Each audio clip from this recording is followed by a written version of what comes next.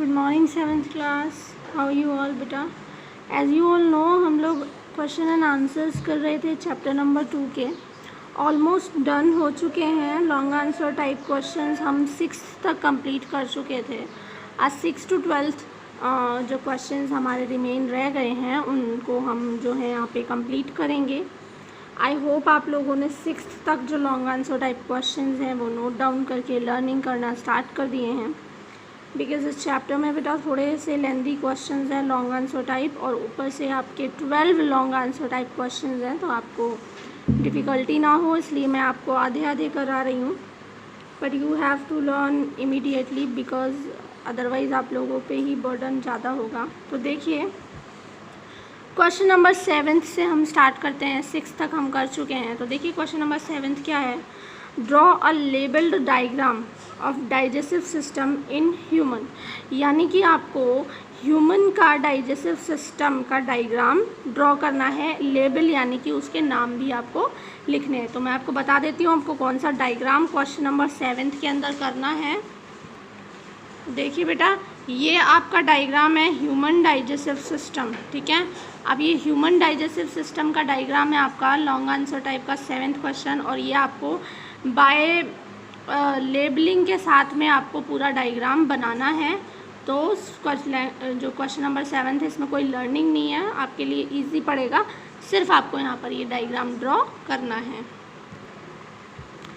8th question देखिए बेटा, explain the working of stomach, यानी कि जो आपका स्टमक होता है, जो पेट होता है, उसकी पूरी वर्किंग आपको यहाँ पर समझानी है कि आपके पेट में किस तरह से खाना पचता है, क्या क्या वर्किंग पेट के अंदर होती है। तो ये थोड़ा सा लेंदी है क्वेश्चन। देखिए इसका आंसर हम देखते हैं यहाँ पर। This is the answer.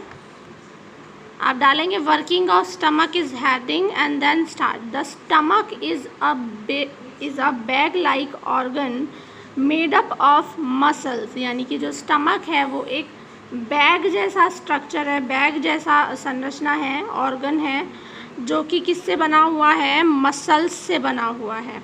The inner walls of stomach are lined with the membrane called mucosa, यानी कि पेट के अंदर की जो सतह है, जो झिल्ली है, मेम्ब्रेन है, उसकी जो लाइनिंग पार्ट है वो किससे बना होता है, म्यूकोसा से बना होता है। इसकी मेम्ब्रेन है, ये झिल्ली है जो कि पेट की सुरक्षा करती है।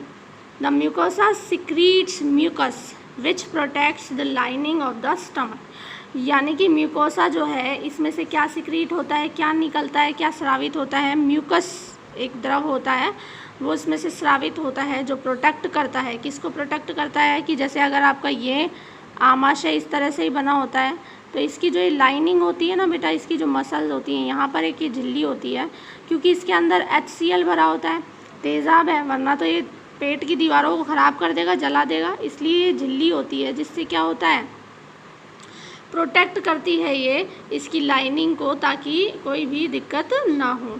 देखिए the glands present in the stomach wall secretes gastric juices. अब जो इस वॉल पर, इस स्टमक की वॉल पर जो भी ग्लैंड्स यानी ग्रंथियाँ पाई जाती हैं वो क्या निकालती हैं, क्या स्रावित करती हैं, क्या सिक्रीट करती हैं, गैस्ट्रिक जूसेस को स्रावित करती हैं। तो देखिए गैस्ट्रिक जूस क्या होता है। Gastric juice contain enzymes and HCl। अब ये जो गैस्ट्रिक जूस सिक्रीट होता है इसके अंदर बहुत से एंजाइम्स और HCl, जो मैंने अभी आपको बताया HCl होता है, यानी हाइड्रोक्लोरिक एसिड।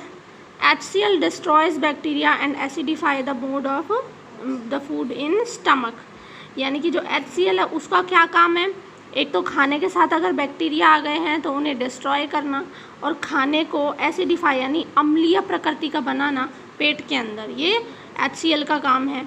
अब बचा एंजाइम। तो gastric juice also contain enzyme, you know that. Pepsin which starts digestion of protein, यहाँ पर ये कौन सा एंजाइम रखता है बेटा, गैस्ट्रिक जूस पेप्सिन का एंजाइम रखता है, पेप्सिन एंजाइम रखता है।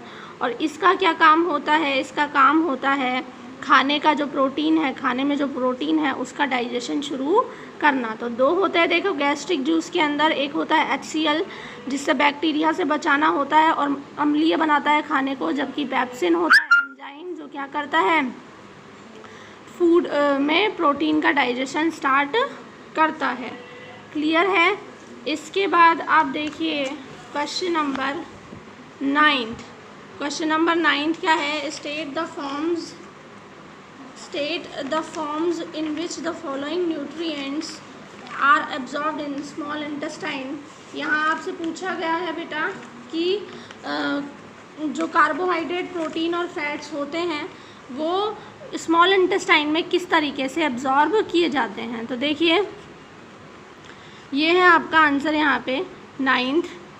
The nutrients absorbed in small intestine in the form of, देखो कार्बोहाइड्रेट एब्जॉर्ब होता है, प्रोटीन एब्जॉर्ब होता है, फैट एब्जॉर्ब होता है।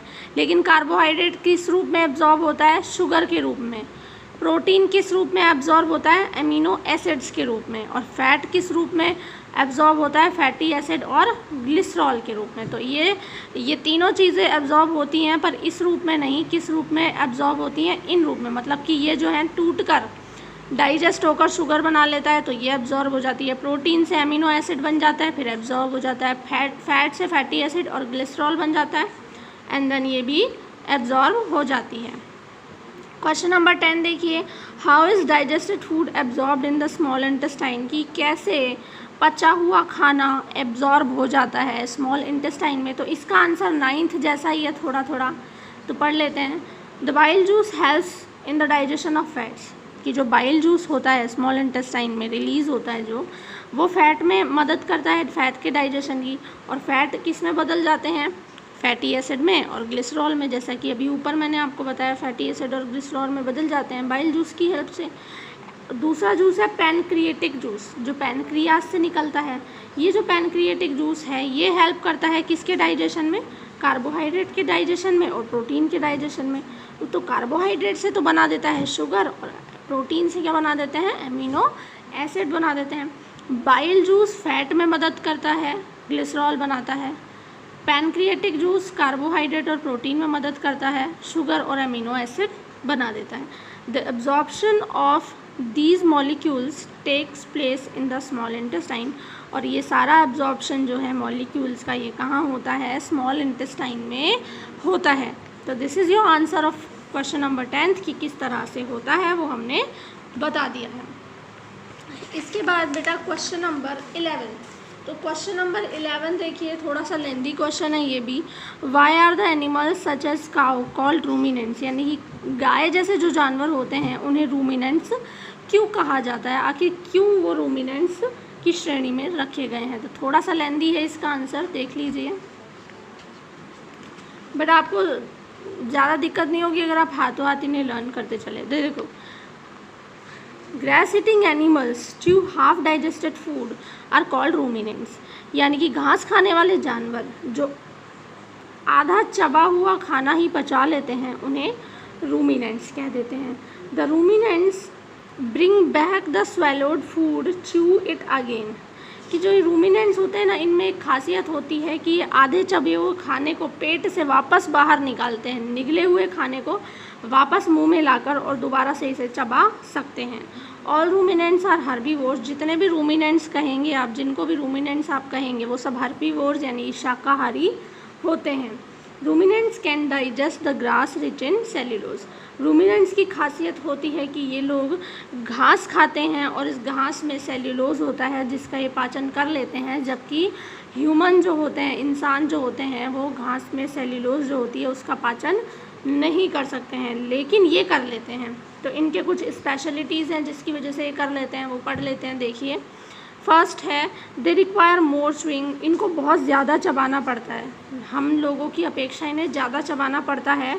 So they have big chewing teeth with powerful jaw muscles, अब क्योंकि ज़्यादा चबाना पड़ता है इसलिए इनके पास बड़े चबाने वाले बड़े दांत होते हैं और पावरफुल जॉ मसल्स, यानी कि इनके जो जबड़े होते हैं वो बहुत ही पावरफुल मसल के बने हुए होते हैं।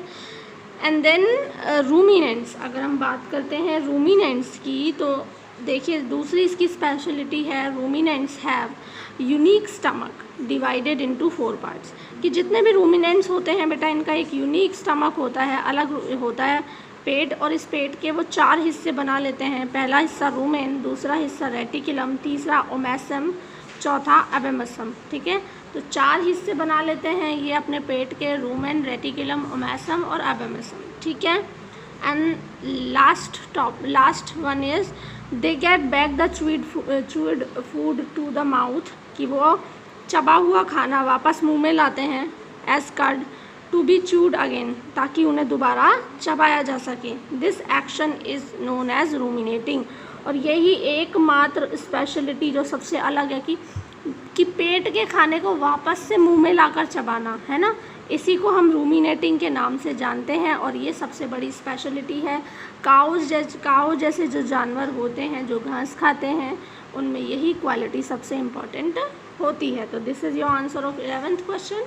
And the 12th question is draw the label diagram of digestive system in ruminants. तो आपको यहाँ पर डायग्राम बनाना है रूमिनेंट्स का, वो मैं बताती हूँ कौन सा बनाना है। देखिए, ये जो डायग्राम है ये आपको लॉन्ग आंसर टाइप क्वेश्चन के 12th क्वेश्चन में बनाना है। ये क्या है, डाइजेस्टिव सिस्टम इन रूमिनेंट्स। ये डायग्राम है, ये इस तरीके से लेबल लगाना है आपको, सारे नेम्स लगाने हैं और ये वाला डायग्राम बनाना है। तो आपके आज क्वेश्चन आंसर्स पूरे होते हैं, कंप्लीट होते हैं चैप्टर नंबर 2 के। आप लोग इन सारे क्वेश्चंस को CW में एज इट इज़ करेंगे और डायग्राम्स भी साथ साथ बनाएंगे और लर्निंग भी करेंगे बेटा, क्योंकि बहुत सारे क्वेश्चंस हैं। नेक्स्ट वीडियो के अंदर हम न्यू चैप्टर स्टार्ट करेंगे, तब तक आप इसको वर्क को कंप्लीट कर लीजिए। Thank you.